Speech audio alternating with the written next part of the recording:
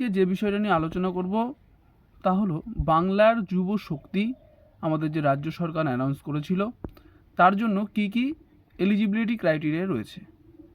দেখুন, প্রথমেই বলছে must be a permanent resident of West Bengal, অর্থাৎ আপনাকে কিন্তু পশ্চিমবঙ্গের একজন নাগরিক হতেই হবে, অর্থাৎ স্থায়ী বাসিন্দা।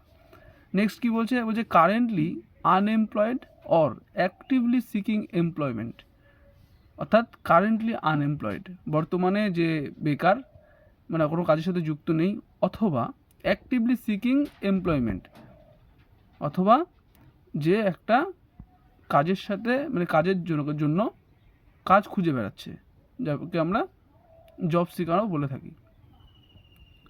তারপরে বলছে registered with the local employment exchange, তাকে কিন্তু অবশ্যই লোকাল এক্সচেঞ্জ অফিসের সাথে যোগাযোগ বা যুক্ত থাকতে হবে।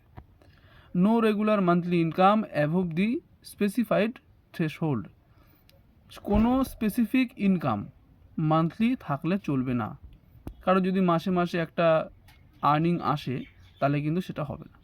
বলছে additional criteria will be clarified আপন অফিসিয়াল ইমপ্লিমেশন, এখানে বলতে চাইছে যে এরপরেও যদি আর কিছু যুক্ত হয় যে কী কী ক্রাইটেরিয়া থাকতে হবে সেটা পরে আবার কিন্তু ইমপ্লিমেন্ট করা হবে। আর নিচে একটা নোট দিয়েছে,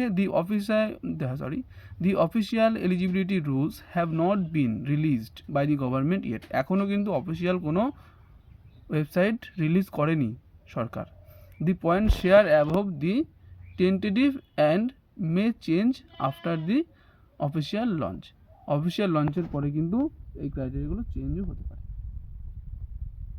যারা যারা চিন্তা করছো যুবশক্তি নিয়ে, তাদের চিন্তার কোনো বিষয় নেই, খুব তাড়াতাড়ি এই পোর্টালটাও চালু হয়ে যাবে, আর তোমরা প্রত্যেকেই কিন্তু এই যুবশক্তিতে অ্যাপ্লাই করতে পারবে। এই অ্যাপ্লিকেশনটা অনলাইন এবং অফলাইন দুটোই কিন্তু হবে, কোনো চাপ নেই, যারা যারা টেনশন করছো কোনো বিষয় নেই, হয়ে যাবে।